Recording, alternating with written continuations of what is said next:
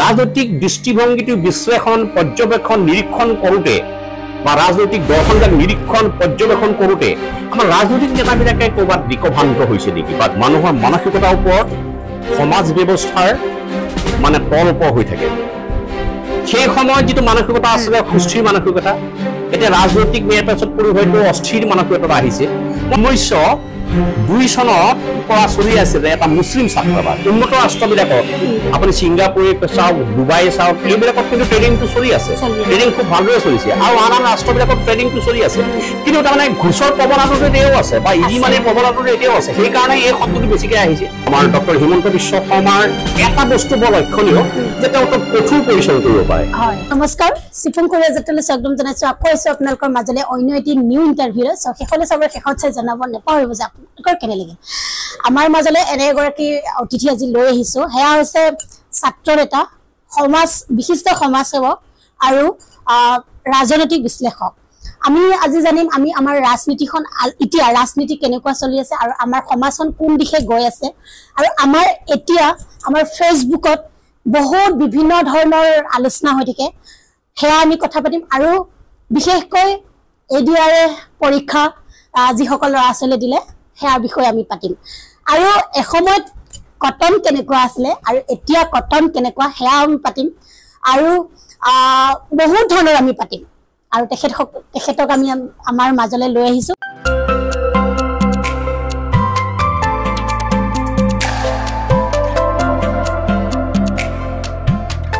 এয়া হৈছে আমাৰ বিশেষ অতিথি কেশৱ গগৈ খুৰাদেউ খুৰাদেউ কি খবৰ নমস্কাৰ নমস্কাৰ ভাল খবৰ মোৰ আপোনাক স্বাগতম জনাইছো আমাৰ চিফুং কৰিয়া যাত্ৰালৈ আৰু আজি মোৰ একদম প্ৰথমবাৰ এনেকে ৰাজনৈতিক ভাই আমি কথা পাতিম মই যেহেতু নাজানো ৰাজনৈতিকনো কি আৰু কটনৰ বিষয়ে কথা পাতিম কটনৰ সপোনটো বাদে কটনৰ দুৱাৰ মুখলৈকে মই গৈ পোৱা কৰা দিও আজিলৈকে এয়া আমি আজি পাতিম খুৰাদেউ প্ৰথমে কওঁ আপোনাৰ খবৰ কেনেকুৱা মোৰ খবৰ ভাল আপুনি অহাৰ কাৰণে খুব ভাল পাইছো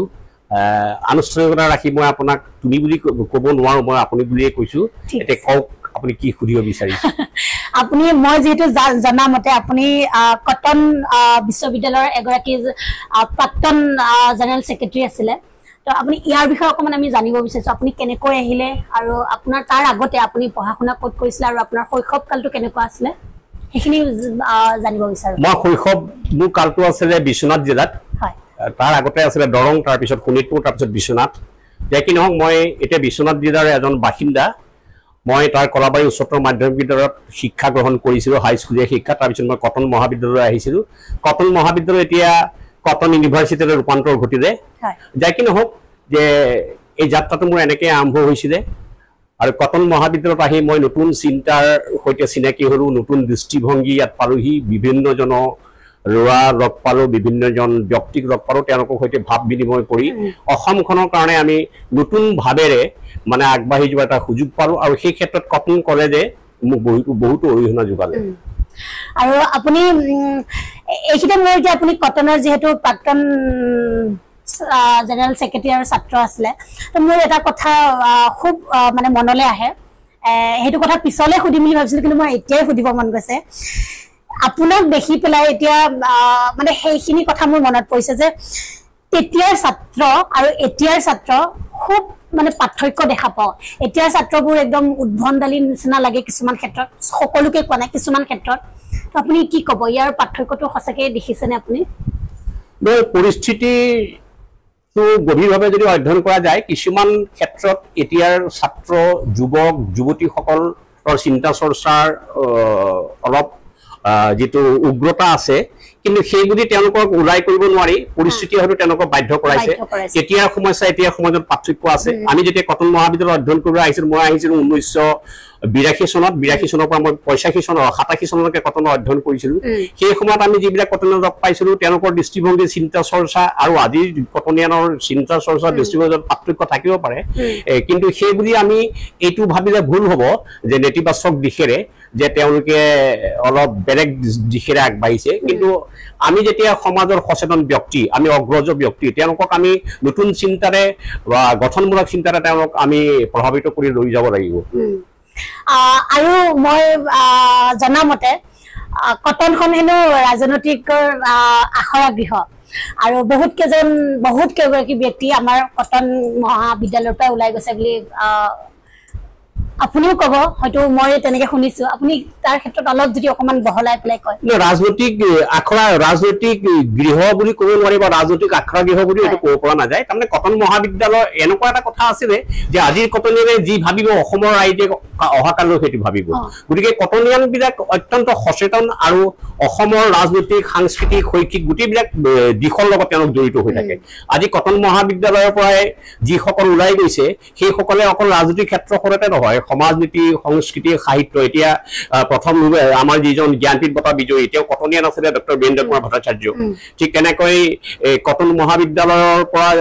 বহু কেইজন ওলাই গৈছে সাহিত্যৰ ক্ষেত্ৰত আজি ভূপেন হাজৰিকা ডক্টৰ ভূপেন হাজৰিকা কটনিয়ান আছিলে গতিকে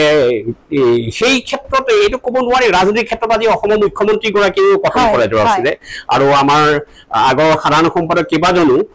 কটন মহাবিদ্যালয়ৰ পৰা ওলাই গৈ তেওঁ ৰাজনৈতিক ক্ষেত্ৰখনত আছিলে তাৰ ভিতৰত মই সকলোৰে নাম নকওঁ এতিয়া কোৱাৰ হেৰি নাই কিন্তু মুখ্যমন্ত্ৰীগৰাকী সেই কটনৰে আছিলে আৰু আমাৰ প্ৰাক্তন মুখ্যমন্ত্ৰী আগৰ যিজন তৰুণ গগৈ তেওঁ কটনৰে আছিলে আপোনালোকে নিশ্চয় জানে এতিয়া যেহেতু আপুনি আমাৰ এতিয়া মুখ্যমন্ত্ৰী ডক্টৰ হিমন্ত বিশ্ব শৰ্মা ছাৰৰ কথা ক'লে যেহেতু কটনৰ পৰা ওলাই যোৱা বুলি কৈছে আপুনি এতিয়া হিমন্ত বিশ্ব শৰ্মা ছাৰক আপুনি মুখ্যমন্ত্ৰী হিচাপে কেনেকুৱা দেখে আমাৰ অসমখনক ভালকৈ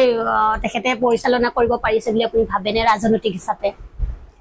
এইটো প্ৰশ্নৰ উত্তৰ সংক্ষিপ্তভাৱে দিব পৰা নাযায় আমাৰ যিসকল মুখ্যমন্ত্ৰী আছিলে মই এটা কথা সুহৰে অধ্যয়ন কৰিছিলো যে অসমৰ প্ৰথম মুখ্যমন্ত্ৰী সেই সময়ত প্ৰধানমন্ত্ৰী কোৱা হৈছিলে সৈয়দ ছাদুল বাকাই কওক আপুনি লোকপ্ৰিয় গোপীনাথ বৰদলৈ কওক বিষ্ণুৰাম মেধি কওক সেই সময়ৰ মুখ্যমন্ত্ৰী মহেন্দ্ৰ মোহন চৌধুৰীয়ে কওক বিমলা প্ৰসাদ চলিহাই কওক শৰৎ সিংহই কওক গোলাপ বৰবৰুৱাই কওক হিতেশ্বৰ শইকীয়াই কওক তৰুণ গগৈ কওক বা সৰ্বানন্দ সোণোৱালেই কওক আনোৱাৰ টাইমুৰে কওক এই বিগত কাৰ্যকালবিলাকৰ মুখ্যমন্ত্ৰীসকলতকৈ আমাৰ ডক্টৰ হিমন্ত বিশ্ব শৰ্মাৰ এটা বস্তু বৰ লক্ষণীয় যে তেওঁ কঠোৰ পৰিশ্ৰম কৰিব পাৰে তেওঁ ক'ৰবাত বানপানী হৈছে মটৰচাইকেল লৈ গৈছে ক'ৰবাত কিবা এটা ঘটনা হ'ল তেওঁ নিজে প্ৰত্যক্ষভাৱে গৈছে তেনেকে সেই আন মুখ্যমন্ত্ৰীসকল তেনেকে যোৱা নাছিল আৰু তেওঁ কিন্তু কঠোৰ পৰিশ্ৰম কৰিছে দেশখনক আগবঢ়াই নিবৰ কাৰণে কিন্তু মোৰ কথা হ'ল কি তেওঁ দক্ষ তেওঁ পৰিশ্ৰমী আৰু তেওঁ চিন্তা চৰ্চা বহুত ভাল সেই ক্ষেত্ৰত মোৰ দ্বিমত নাই কিন্তু কথা হ'ল কি গণতান্ত্ৰিক সমাজ ব্যৱস্থাত অকল নেতাজনে কাম কৰিলে নহ'ব তেওঁ যিটো দলীয় টীম আছে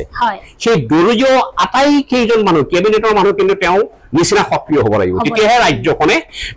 মানে নিৰ্দিষ্ট লক্ষ্যত উপনীত হ'ব পাৰিব কিন্তু গণতান্ত্ৰিক সমাজ ব্যৱস্থাত মই আকৌ আপোনালোকক কৈছো যে এজন ব্যক্তি দক্ষ হ'লেই নহ'ব তেওঁৰ লগত থকা যিখিনি সতীৰ্থ আছে তেওঁলোকো কিন্তু অত্যন্ত দক্ষতা সম্পন্ন ব্যক্তি হ'ব লাগিব এতিয়া মই যেহেতু এতিয়াৰ মুখ্যমন্ত্ৰী ডক্টৰ হিমন্ত বিশ্ব শৰ্মা ছাৰক ভালকে পাইছো তৰুণ গগৈ দেৱকো পাইছিলো অলপ আৰু তাৰ আগতে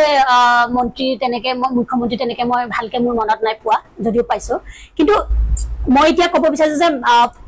তৰুণ গগৈ দেৱৰ আৰু হিমন্ত বিশ্ব শৰ্মা ছাৰৰ অলপ বেলেগ মানে যেতিয়া আমি মন্ত্ৰী লগ ধৰিব যাওঁ মানে মুখ্যমন্ত্ৰী হওক বা বেলেগ আন মন্ত্ৰী হওক লগ ধৰিবৰ কাৰণে আমি বহুত টান আছিলে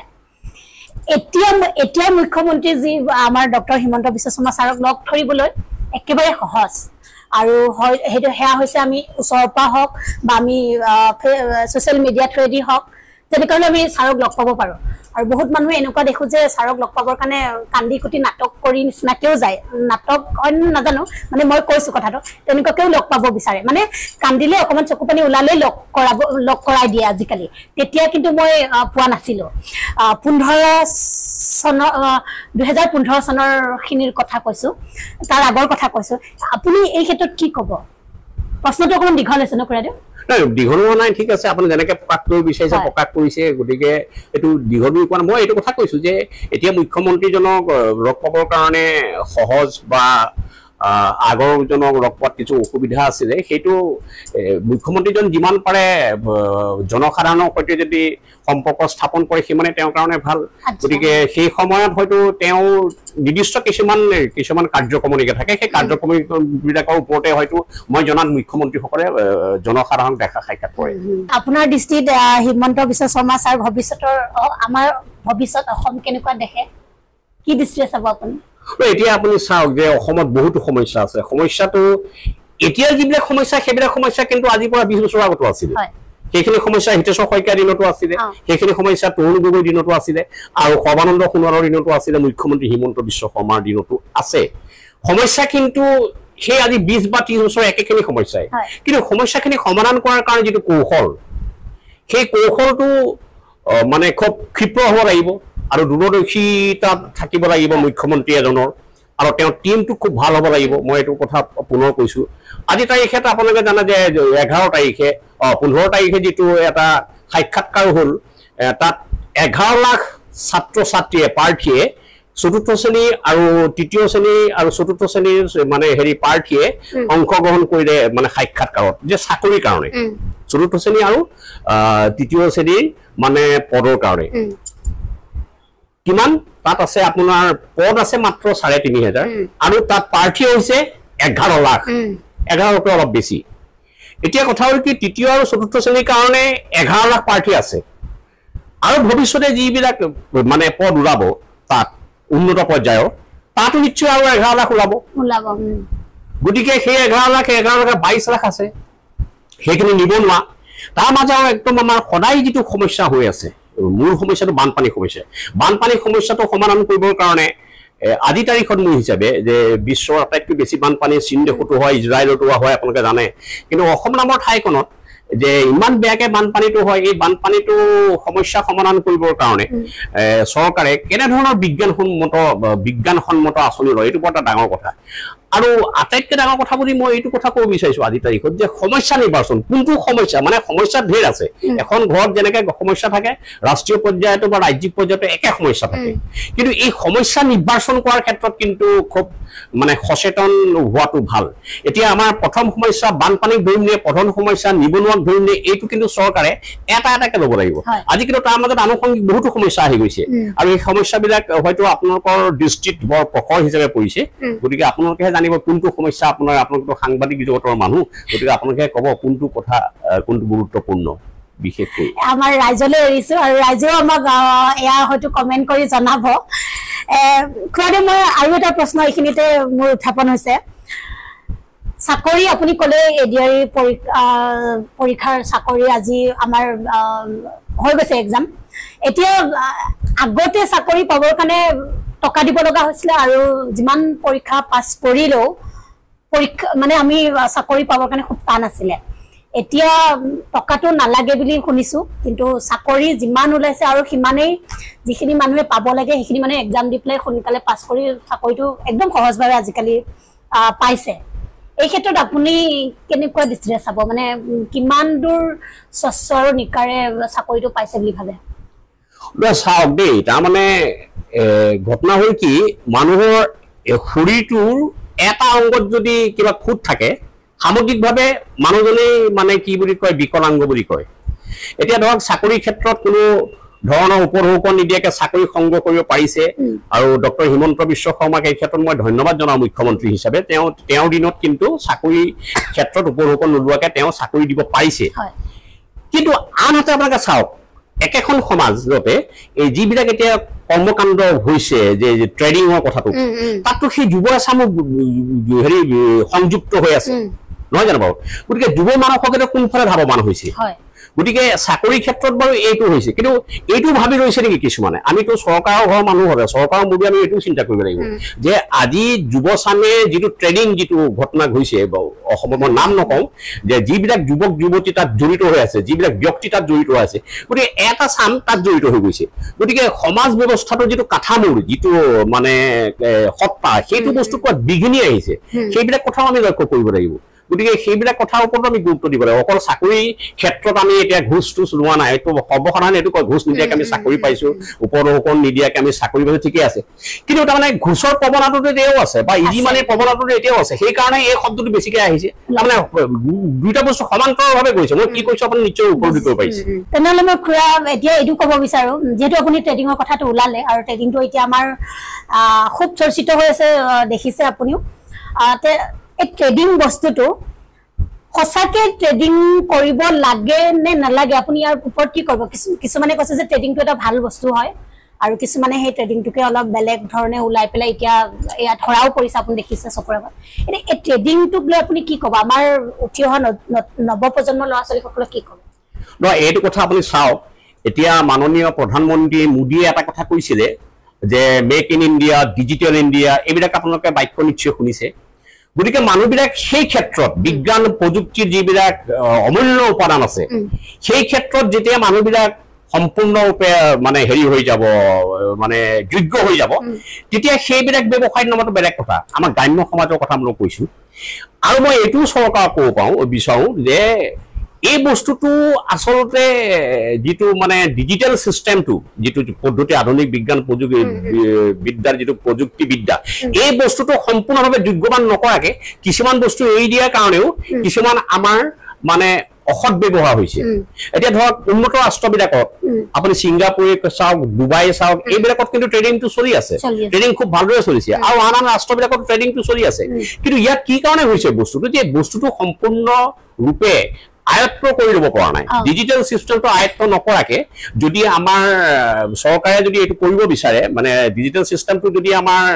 সৰ্বসাধাৰণক জনাব বিচাৰে যুৱক যুৱতী জানিব লাগিব বাধ্যতামূলক হ'ব লাগিব এইটো বস্তু হোৱাৰ পিছত ট্ৰেডিং বা অন্যান্য যিবিলাক ব্যৱসায় আহিব সেই ব্যৱসায়টো কৰিব লাগিব যিটো নীতিসংগত যিটো চৰকাৰৰ এটা নিৰ্দিষ্ট হেৰি থাকিব নীতি নিৰ্দেশনা থাকিব সেইমতে কৰিব লাগিব সেইটোতো মোৰ কোনো আপত্তি নাই আৰু সচেতন নাগৰিকে এইটো হয়তো মুখ্যমন্ত্ৰীয়েও কৈছে যে জনাখিনি এইটো কাম কৰিব পাৰে কিন্তু চিষ্টেমটো এইটো যিটো গাইডলাইন আছে গভৰ্ণমেণ্ট অফ ইণ্ডিয়াৰ সেইমতে যাব তেনেহ'লে মই এইটো ক'ব পাৰোঁ নেকি খুৰাদেউ বেছিকে প্ৰভাৱ যে এতিয়া ট্ৰেডিঙৰ কাৰণে পৰিছে এই আমাৰ বেছিকে জগৰীয়া ফেচবুক ছ'চিয়েল মিডিয়াটো বেছি জগৰীয়া বুলি ক'ব পাৰি নেকি বেছিকে বিয়পি পৰিছে যিহেতু নহয় মই এটা কথাত কিন্তু আপোনাক ক'ব বিচাৰোঁ মোৰ এইটো ব্যক্তিগত উপলব্ধি এইটো মোৰ কাৰোবাৰ দৃষ্টিত হয়তো মোৰ শুদ্ধ হ'ব পাৰে অশুদ্ধ হ'ব পাৰে বিভিন্নজনৰ বিভিন্ন মত থাকিব পাৰে মোৰ কথা হ'ল কি সামাজিক মাধ্যমটো সমাজক পৰিৱৰ্তন কৰাৰ ক্ষেত্ৰত উৎকৃষ্ট আৰু সৰ্বোত্তম এটা মাধ্যম তাত পৰ্টেলৰ বহুত অৱদান আছে কিন্তু আজিৰ তাৰিখত পৰ্টেল আৰু সামাজিক মাধ্যমটো কিন্তু ক'ৰবাত অপব্যৱহৃত বহু ক্ষেত্ৰত মানে বৰ বেয়াকৈ ব্যৱহাৰ কৰা হৈছে ধৰক এতিয়া আমাৰ সৰ্বসাধাৰণ মোৰ বোৱাৰীজনীয়েও মানে কি মাছ বনোৱা কথাটো দেখুৱাই সামাজিক মাধ্যমত আৰু কোনোবা এটা বিয়াৰ কিবা এটা অনুষ্ঠান দেখুৱাইছে সেইটো দেখুৱাইছে যদি শুদ্ধকে দেখুৱাইছে যদি কোনো কথা নাই যদি অশুদ্ধকে দেখুৱাইছে সেইটো এটা ভুল হৈছে কথাটো এটা বেলেগ বাৰ্তা গুচি যাবগে গতিকে এইটো বস্তু সম্পূৰ্ণ প্ৰণালীবদ্ধ কিন্তু ব্যৱহাৰ হোৱা নাই আৰু এইটো এনেকুৱা এটা প্ৰৱণতা মানুহৰ মাজত জাগি উঠিছে যে আমি ফেচবুকত বস্তুটো দিওঁ আজি নাচিছো ফেচবুকত দিছো হাঁহিছো ফেচবুকত দিছো বিয়া পাতিছো ফেচবুকত দিছো খাদ্য খাবলৈ গৈছো ফেচবুকত দিছো আমি কোনোবা এটা মন্দিৰলৈ গৈছো তাতো আমি ফেচবুকত দিছো কিন্তু যিবিলাক বস্তু য'ত আৱশ্যক তাত হ'ব লাগে তাত দিব লাগে আৰু যিটো দিব লাগে সেইটো শুদ্ধকে দিব লাগে যেতিয়া হেৰি যিটো পৰৱৰ্তী প্ৰজন্ম আহিব তেওঁলোকে যাতে এইটো ভালদৰে পায় কিন্তু এই বস্তুটো অপব্যৱহাৰ হৈছে কিছুমান ক্ষেত্ৰত আৰু যিটো মানে যিটোৱে সমাজক কিন্তু অলপ দিগভ্ৰান্ত বা পথভ্ৰষ্ট কৰিব পাৰে প্ৰজন্মক এইটো কথা কিন্তু অপ্ৰিয় সত্য আমি আকৌ ঘূৰি আহিছো কটন বিশ্ববিদ্যালয়লৈ যেটো খুৰাদেউ আপুনি কটন বিশ্ববিদ্যালয়ৰ এগৰাকী জেনেৰেল ছেক্ৰেটাৰী আছিলে আৰু এই ৰবা এক ছেকেণ্ড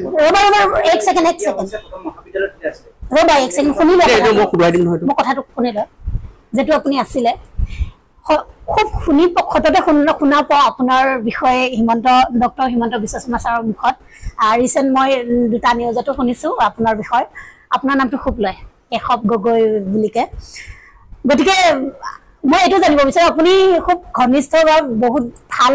এগৰাকী বন্ধু নেকি হিমন্ত বিশ্ব শৰ্মা ছাৰৰ সেনেকৈ মই ভাবিব পাৰোঁ নেকি কটন মহাবিদ্যালয় যেতিয়া মই অধ্যয়ন কৰিছিলোঁ তেতিয়া কটন বিশ্ববিদ্যালয় হ'ল যেতিয়া অধ্যয়ন কৰিছোঁ তেতিয়া তেওঁ কামৰূপ একাডেমীত অধ্যয়ন কৰিছিলে গতিকে তেওঁৰ সৈতে মোৰ সম্পৰ্ক তেতিয়াৰ পৰাই আৰু তাৰ পৰৱৰ্তী দিনত মই যেতিয়া কটন মহাবিদ্যালয়ৰ সাধাৰণ সম্পাদক আছিলোঁ তেতিয়া তেওঁ সদৌ গুৱাহাটী ছাত্ৰ সন্থাৰ সদস্য আছিলে গতিকে সম্পৰ্ক তেতিয়াও আৰু এতিয়াও আছে কিন্তু এতিয়া মানে লগ ধৰাটো অলপ সেৰেঙা আৰু তেনেকুৱা আৱশ্যকো হোৱা নাই মোৰ লগ ধৰিবলৈ তেখেতে যিখিনি কাম কৰি আছে সূক্ষ্মভাৱে মই প্ৰত্যক্ষ কৰি আছো কথাখিনি মই কাম কৰাৰ ক্ষেত্ৰত মই সুখী আৰু সন্তুষ্ট আজি তাৰিখত পটকে কৰি দিব নোৱাৰি কাৰণ এজন মুখ্যমন্ত্ৰীয়ে কাৰ্যকাল সমাপ্ত কৰিবলৈ 5 বছৰ লাগে এতিয়া তেওঁ সিমানখিনি সময় যোৱা নাই কিন্তু বিগত দিনত যিখিনি কাম কৰিছে বৰ দক্ষতাৰে কৰিছে আৰু দূৰদৰ্শী দৃষ্টিভংগী কৰা যেন মই অনুমান কৰিছো কিন্তু ফলটো 5 বছৰৰ পিছতে আমি পাম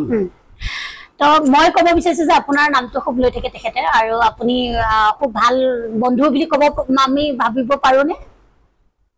বন্ধু বুলি ভাবিব পাৰে তাত কোনো আপত্তি নাই তো তেনেহলে যেহেতু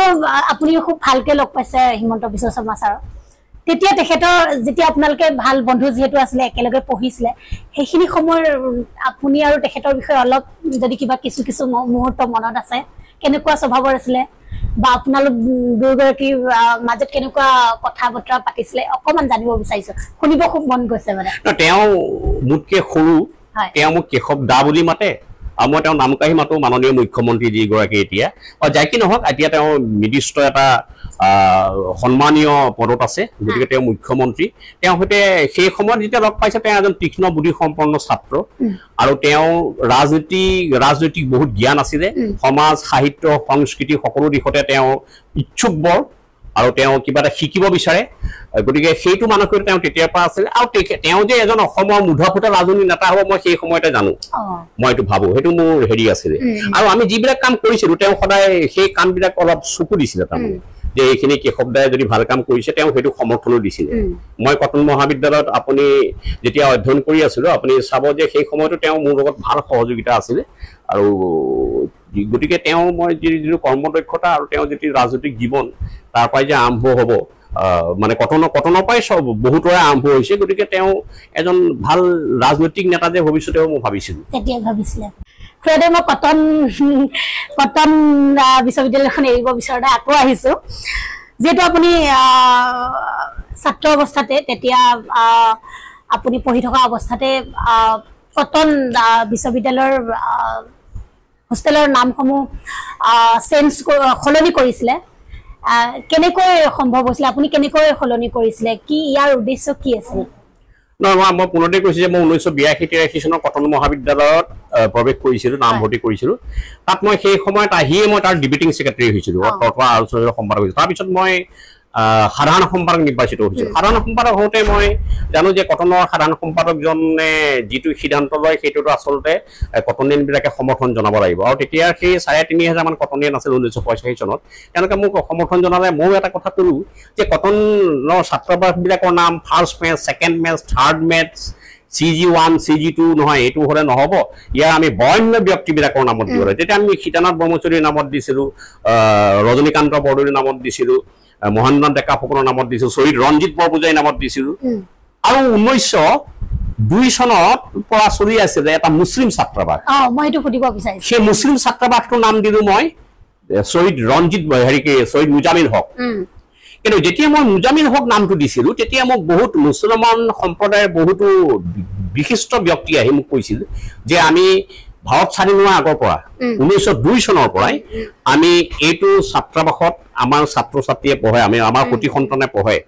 এইটো এটা আমি পৰম্পৰাগতভাৱে আহিছিলে কিন্তু আপুনি এইটো 87 চনত কিয় এইটো পৰিৱৰ্তন কৰিছে কাৰণটো কি তেতিয়া মই খুব সহনশীলভাৱে কথাটো কৈছিলো যি সকল মুছলমান সম্প্ৰদায়ৰ মানুহ আহিছিল যে চাওক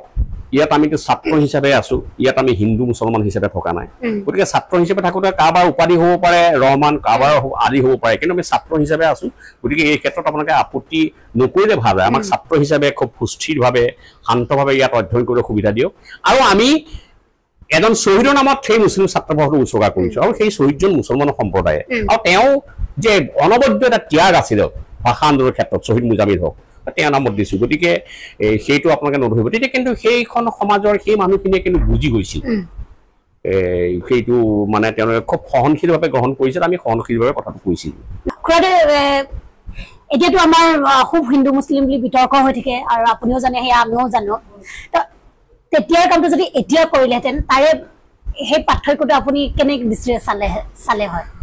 চাওক এই ক্ষেত্ৰত প্ৰথম কথাটো ক'ব লাগে মানসিকতা মানুহৰ মানসিকতাৰ ওপৰত সমাজ ব্যৱস্থাৰ মানে তল ওপৰ হৈ থাকে সেই সময়ত যিটো মানসিকতা আছিলে সুস্থিৰ মানসিকতা এতিয়া ৰাজনৈতিক মেয়াৰ পাছত পৰি হয়তো অস্থিৰ মানসিকতা আহিছে মই এটা সৰু উদাহৰণ দিব বিচাৰিছো এটা সময়ত ইয়াত ৰাজনৈতিক নেতা মোৰ নাম শুনিছো ধৰণীধৰ বসুমতাৰী কিন্তু গোটেই ৰাজ্যখনৰ ভিত্তিত আন্দোলনটো কৰিছিলে তেওঁ বহু মানুহ আছিলে তেওঁ গোটেই অসমখনকে কেন্দ্ৰ কৰি পেলাই ৰাজনীতি কৰিব বিচাৰে কিন্তু আজি যিকেইজন বড়ো লিডাৰ আছে নেতা আছে আজি হাগ্ৰামা আজি প্ৰমোদ বড়ো তেওঁলোকৰ এইটো মানসিকতা কিয় নাই যে আমি অসমৰ নেতা হওঁ তেওঁলোকে নিৰ্দিষ্ট এটা এলেকাৰহে নেতা হ'ব বিচাৰিছে হ'ব বিচাৰিছে বিটিআৰ এৰিয়াটো কিন্তু তেওঁলোকৰ এইটো মানসিকতা কিয় নাই যে আমি অসমৰ গাঁৱে ভাৱে ঘূৰি 126টা বিধানসভা সমষ্টিত ঘূৰি আমি এজন অসমৰ সাৰ্বজনীন আমি কিয় নেতা নহওঁ সেই মানসিকতা ক'ত নাইকিয়া হৈ গ'ল গতিকে ৰাজনৈতিক দৃষ্টিভংগীটো বিশ্লেষণ পৰ্যবেক্ষণ নিৰীক্ষণ কৰোঁতে বা ৰাজনৈতিক দৰ্শনবিলাক নিৰীক্ষণ পৰ্যবেক্ষণ কৰোঁতে আমাৰ ৰাজনৈতিক নেতাবিলাকে ক'ৰবাত দিকভ্ৰান্ত হৈছে নেকি বা দিশভ্ৰান্ত হৈছে নেকি তেনেকুৱাও হ'ব পাৰে ঠিক আজি তাৰিখত হিন্দু মুছলমানৰ প্ৰশ্নটো আহিছে কিন্তু সেই সময়ত অহা নাছিলে গতিকে সেই সময়ৰ মানসিকতা আৰু আজিৰ মানসিকতাৰ মাজত যে এটা ডাঙৰ ব্যৱধান আছে আপুনি নিশ্চয় উপলব্ধি কৰিব পাৰিছে মই কি কৈছো